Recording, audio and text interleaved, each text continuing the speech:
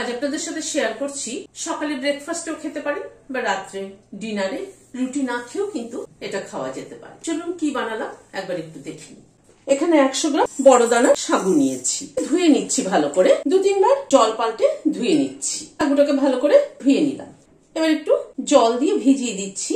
জলের পরিমাণটা কিন্তু এরকম লেভেলে লেভেলে জলটা রাখতে হবে, যাতে সাগু বেশি জলে চিপচিপে না হয়ে যায়। এভাবে ভিজিয়ে ঘন্টা 2-3 রেখে দেবো। প্রায় ঘন্টা 3 মতো ভিজিয়ে রেখেছিলাম। সাগুটা কিন্তু একদম ঝরঝরে হয়ে গেছে। জলের পরিমাণটা ওই জন্য একদম ঠিকঠাক দিতে হয়। সাগুটা একটা চাপ দিয়ে দেখে নিচ্ছি, দেখুন একদম সফট হয়ে গেছে। এখানে খানিকটা কাবলি চানা সেদ্ধ করে নিয়েছি। কাবলি চানাটাকে ভিজিয়ে রেখেছিলাম রাতভর, তারপরে সেটাকে অল্প নুন দিয়ে 3-4টে সিটি দিয়ে নিয়েছি।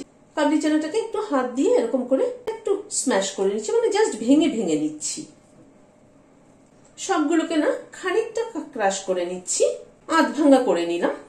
এখানে খানিকটা সবজি কেটে নিয়েছি, যে সবজি অ্যাভেলেবেল থাকে সেটুকুই দেবেন। এখানে আমি অর্ধেকটা গাজর নিয়েছি এরকম ছোট ছোট ডুমো ডুমো করে, বিনস নিয়েছি এরকম ডুমো ডুমো করে, ক্যাপসিকামের 4 ভাগের 1 ভাগ নিয়েছি, একটা ক্যাপসিকামের একটা পেঁয়াজ নিয়েছি। পেঁয়াজ আর ক্যাপসিকামটা মাস্ট দিলে ভালো হয়, গাজর বিনসটা অপশনাল, দিতেও পারেন নাও দিতে পারেন। হোয়াইট অয়েল দিচ্ছি, প্রথমে গাজরটাকে দিয়ে দিচ্ছি, কারণ গাজরটা সেদ্ধ হতে একটুখানি সময় নেয়। গাজরটাকে দিয়ে একটু নাড়াচাড়া করে নিচ্ছি, মিনিট খানেক একটু নাড়াচাড়া করে নিলাম। পেঁয়াজটা দিয়ে দিচ্ছি, বিনস ক্যাপসিকামটাও দিয়ে দিলাম, একটুখানি ভেজে নিচ্ছি। সাগুদানার উপমা কিন্তু আমরা বিভিন্ন রকম ভাবে করে থাকি, তবে এরকম ভাবে করে দেখবেন খেতে কিন্তু দারুণ লাগে।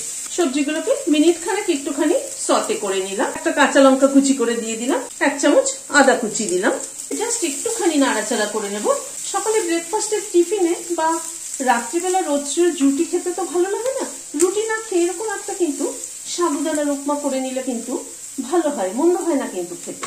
এবার এই চানাটাকে দিয়ে দিলাম, ছোলাটাকে দিয়ে একটুখানি নাড়াচাড়া করে নিচ্ছি, নুন দিয়ে দিলাম, এই মিনিট 2 মতো একটু নাড়াচাড়া করে নিলাম। এবার সাগুদানাটা দিয়ে দিচ্ছি, রোস্টেড পিনাট গুঁড়ো করে নিয়েছি সেটা দিয়ে দিলাম, আবার একটু নাড়াচাড়া করে নিচ্ছি।